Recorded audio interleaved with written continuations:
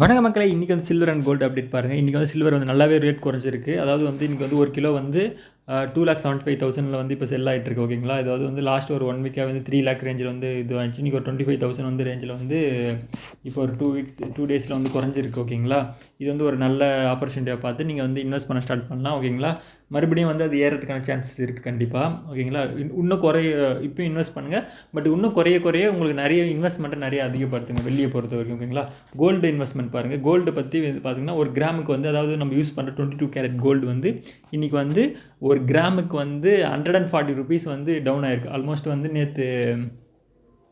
நேற்றோட இன்றைக்கி ஒரு கிராமுக்கு வந்து 140 rupees வந்து குறைஞ்சிருக்கு.